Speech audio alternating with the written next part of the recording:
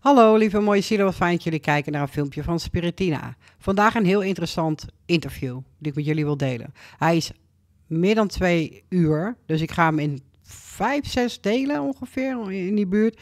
Dan ga ik hem uploaden. Maar dit interview, dat wil ik even van tevoren zeggen. Want ik was heel verward over de datum. Ik was heel verward over wanneer is het interview nou gedaan, welk jaar.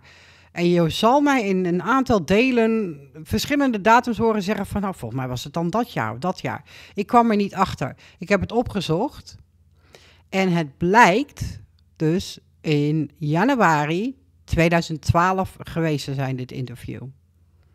Dus dat wilde ik even van tevoren zeggen. Dus als jij mij jaartallen hoort noemen van, oh nou, dan is het dat jaar geweest. Dan klopt dat niet. Dat wil ik even zeggen. Dus januari, 17 januari geloof ik. In ieder geval januari 2012 is dit interview. Ga maar kijken, het is super interessant. Ik lees het even voor. An interview with an ex-Navy SEAL who, during the years 1992 tot 2000... Bijzonder hè? Welke tijd is dat? Waar heb ik net een filmpje over gemaakt? 1999, Einde van de Wereld. Dit is dus tussen 1992 en 2000. Dus 2000 is dan, hè? Je weet wel, het jaar. Was sent on top secret bombing missions in the Middle East. Ik kan proberen te vertalen, maar ik denk dat jullie wel begrijpen. Predominantly in Irak. Dus hij is naar Irak gestuurd. Voor een missie om bommen te gooien. Ja, secret, top secret. Jaren na de Eerste Wereldoorlog, jaren na de Eerste Golfoorlog, when we were supposedly not at war with Iraq yet, ja, he and SEAL Team 9 were targeting Tomahawk missiles on a monthly basis, taking out targets that were increasingly soft. Dus wat ik hieruit begrijp is dat ze eigenlijk, voordat we eigenlijk officieel in oorlog waren met de Golfoorlog, was dit al bezig. Was er niet eens bekend. Top secret. Er werden al bommen gegooid her en der. Involving death of hundreds of innocent civilians. Find out how this highly trained young man, zo'n hooggetrainde jongeman, en zijn team were coerced, is gedwongen volgens mij, door de military into purposely destroying villages and creating future terrorists as part of a plan that would ultimately serve their dark purpose, the war on terror and 9/11. Wow.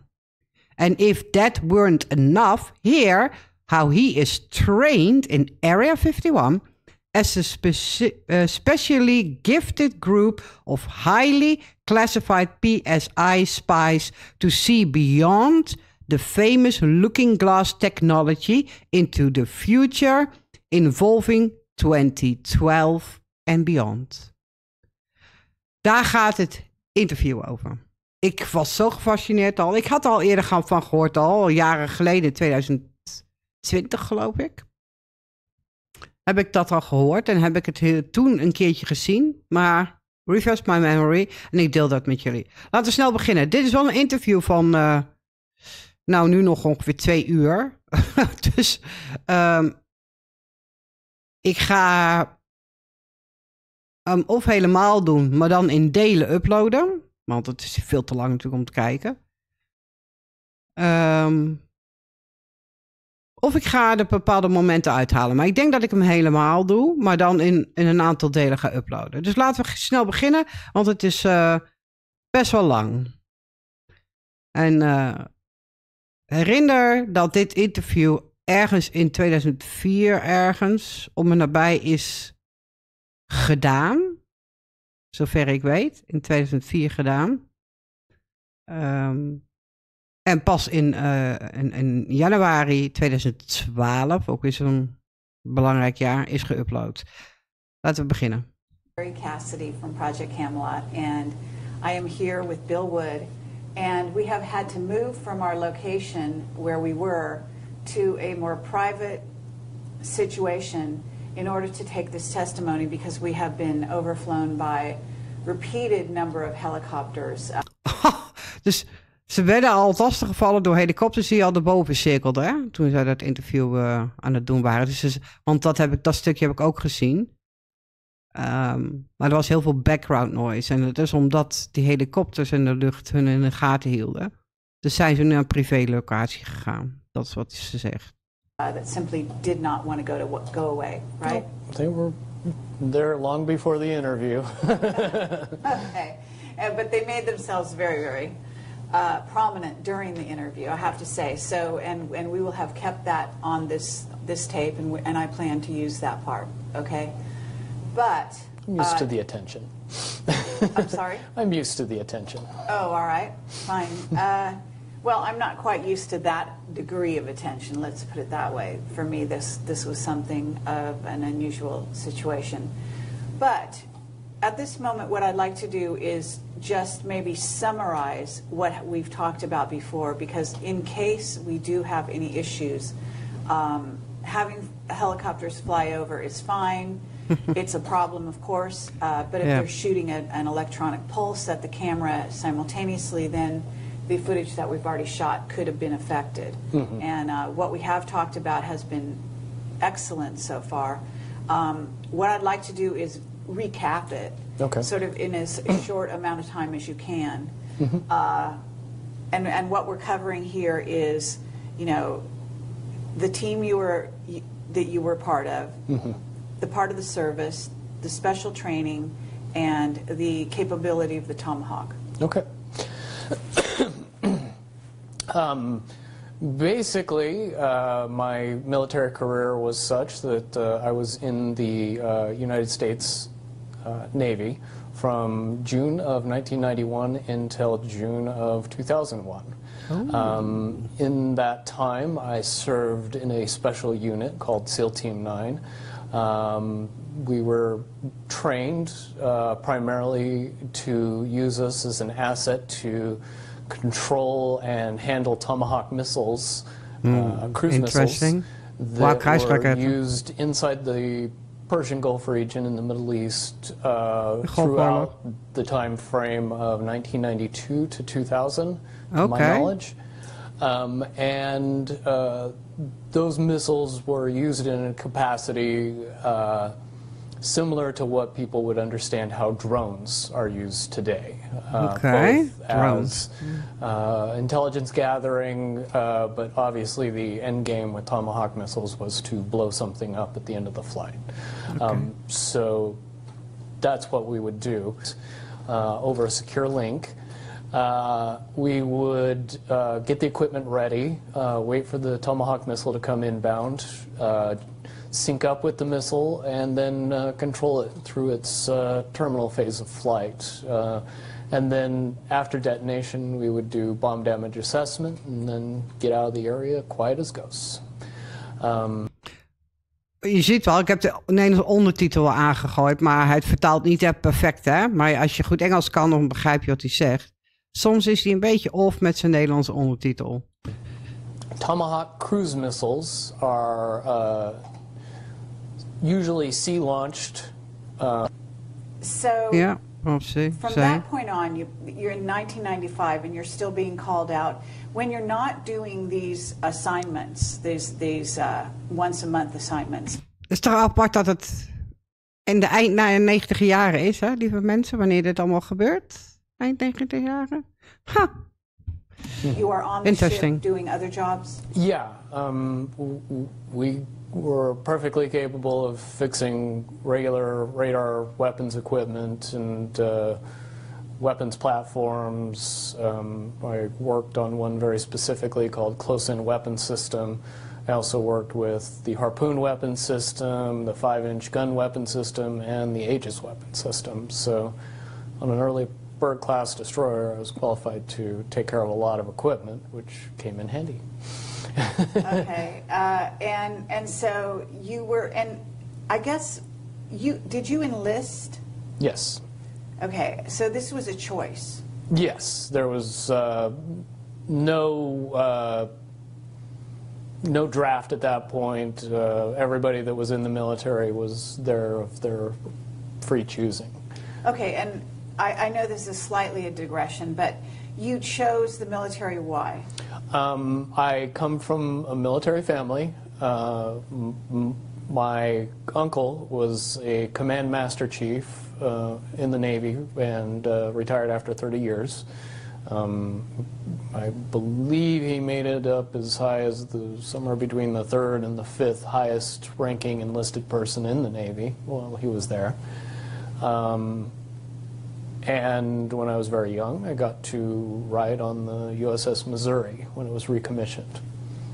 And I was pretty addicted after that. Okay. That being a ship? Yes, it was one of the 8 battleships that were recommissioned shortly before the first Gulf War. Okay. And did you have... Sorry, gul? School? Er klopt geen reet van die ondertitels. Zal ik hem gewoon uitgooien of maakt het niet uit? Ik laat er lekker aan, maar je hoort dat het niet klopt, de vertaling. Niet compleet. Jongen. Hij heeft het over de Golfoorlog. Other members of the family that were also in the military, or just your uncle? My brother was in the military, the U.S. Navy at the same time I was, and a cousin, my uncle's son, was in the Navy also at the same time that I was. But not your father? Not my father, no. Okay. Okay, well, from this point on, 1995, you start noticing there's a change in targets. I mean, do you really think there was a change? Er is een verandering in targets in 1995 ineens? Haha. Change, or do you think that your perception for some reason changed? No, there was definitely a change. When you couple the seemingly insignificant aspects of the targets and evolve that with the amount of overkill that we were using when we would use these small buildings as targets, it would be what I would term as a massive amount of overkill. And wow. It was when that started happening that we began to ask questions about, is the intelligence correct? Are we getting the right information? Why are we going after these, tiny targets with massive amounts of ordnance? Okay, and in many cases, it sounds like you didn't work in cities, as I think we talked about. You seem to be on the fringes in the country, and what you're talking about are really small villages. Small villages, out-of-the-way places. In that part of the world, that's how most of the rural population lives. Large cities tend to be, relatively obscure in any part of the country except for maybe the capital. Okay. So at this point, it's 1995. What happens is there any incident that specifically happens? It progresses up to April of '97 when we were out on a mission, and like I was telling you about the dual Tomahawk missiles, normally it wasn't a big deal. They would come in right behind each other. It would be boom, boom, and there wouldn't be many issues. But in April of '97, I had an incident where the second missile came in 5 minutes late.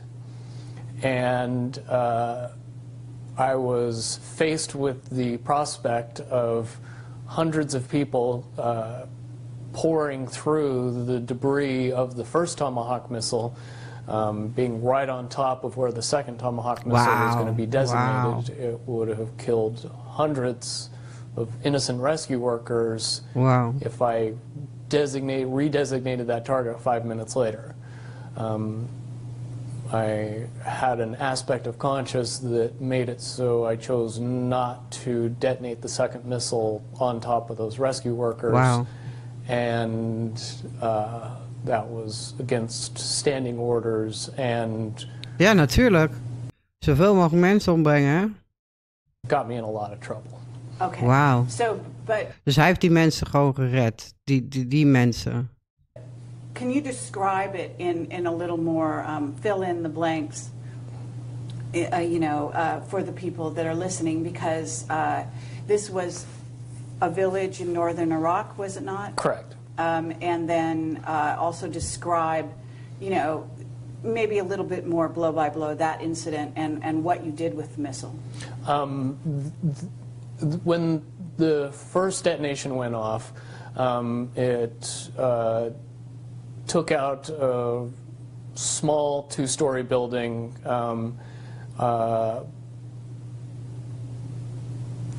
that was kind of set off away from most of the other area. When the missile did detonate, a huge number of people from the surrounding village came in to go through the debris and find any survivors and help people that were injured, because there was a large amount of collateral damage in and around the building as well. Smaller buildings, homes were knocked over or torn to bits, and there was a lot of injured people. So, and what you were saying was that the impulse of the townspeople when any building is targeted is afterwards is to rush in to sort of deal with the wounded or Correct. handle the situation, right? And yes, and that was normal for my experiences to see people go in after the detonation and do what they could to help the people that were inside or the people that were hurt outside. Okay, and so at that point, what happened? At that point, I made the decision not to detonate the Tomahawk on its designated target, and I flew it safely off into a mountain and detonated it there, where it didn't hurt anybody. Wauw. Oké, hij heeft geprobeerd te helpen. Hij was het blijkbaar niet helemaal mee eens. Okay. Jeetje. And what people need to understand is that you were completely in charge of the controls at that point, right? Yes. So it wasn't the other two people that you're working with that necessarily agreed with that decision. This was your own decision? This was my own decision, and there was nothing that the other two people could have done to make it happen, because there was just no time in between when they realized something was up and then the missile was destroyed instantly after that. Okay. Certainly they realized afterwards what I'd done, that it wasn't going to go good when we got home. All right. And at this point you were in northern Iraq? Yes. And how far away from the place of detonation, so to speak, were you? That time we were probably 2 miles away. Uh-huh. But you had line of sight, as you Yes. call it. We always tried to get up as high as possible and extend line of sight as far as we could. Didn't need to get close, so we tried not to. Okay. And as far as that goes, what do you use for line of sight, just out of curiosity? Were you using some specialized equipment in order to see the target area? The box, as we called it, would use a narrowband microwave frequency that was encrypted to sync up with the missile when it came into line of sight. The reason we would use that type of communication is because it was hard to interrupt or jam. Okay, but so your visual was good. Is that what you're saying? Well, we would have visual of the target, but I would also have visual of the target via the camera in the Tomahawk. So I see. I could So you fly were it via the actually- camera. Oh, really? So Yeah. you actually were riding, in a sense, riding along with the missile when it went to its target? Yeah. Wow. The fact that there's cameras in Tomahawk missiles was ultra top secret. And then I happened to notice when we were launching Tomahawks on Libya just last year that they showed the camera picture from the Tomahawk, and I just wondered if most people knew how many things they saw on TV that 10 years ago were ultra top secret. Yeah, well, no, I think that that's important for people to realize is that what's happening right now is that we have an asymmetrical war being conducted just as it was back then. The difference, I think, is that some of these incidents do get reported in the news. We do hear about the U.S., for example, attacking in areas of Pakistan, areas of Syria, from what I understand. Ja, dit is niet nu, hè? Nu. Dit is was al in, zoals ik al zei, 2004 of zo, begin 2000 jaren. Periodically, right? Yes, and a lot of that information doesn't come from journalists or news reporters. It comes from assets that I would say are doing what they can to fight for the country, even though they work for the military.